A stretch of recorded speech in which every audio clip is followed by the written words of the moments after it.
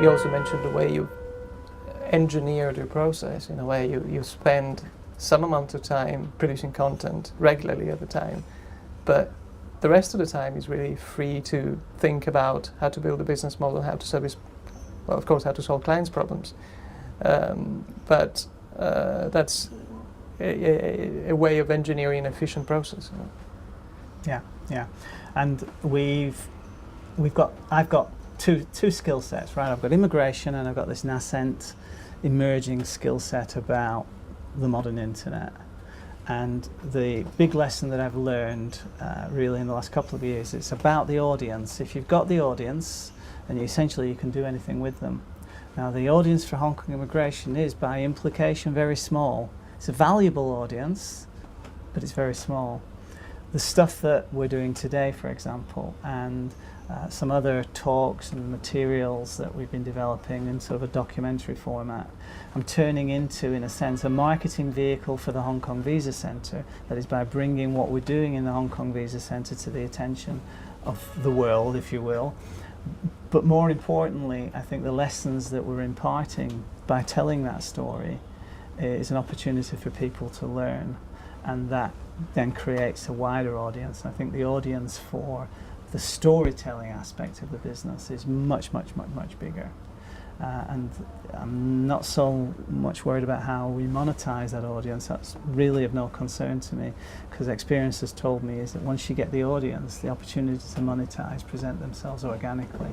And so, you know, that's really how I'm augmenting everything that I've learned on the immigration side into, you know, the stuff that I'm thinking about bigger and sort of more widely. Because I see there are lots of experts on the web that are, you know, talking about content marketing, and they're talking about doing things in interesting ways, and talking theoretically about Peter Thiel's ideas and the like.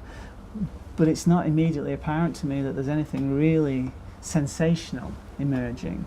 And I'm not suggesting that we're sensational, but I'm suggesting we're a decent story that's falling, you know, into a bit of a vacuum. And I think that there are some very interesting opportunities for us going forward to move into logical adjacencies, as Hayden Shaughnessy would have it, and then sort of move beyond that, and then potentially taking the lessons of the Hong Kong Visa Centre in a sort of an MVP type way, and then apply it potentially into other jurisdictions going forward. The one thing that I'm not going to do is teach anybody anything.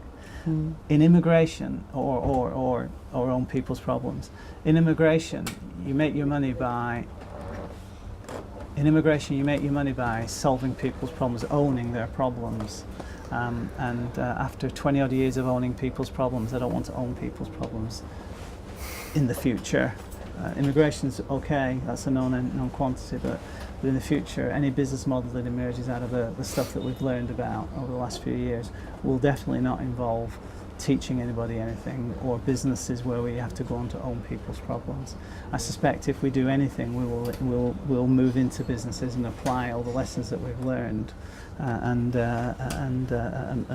seek to emulate what we've done in the Hong Kong Visa Centre into those niches.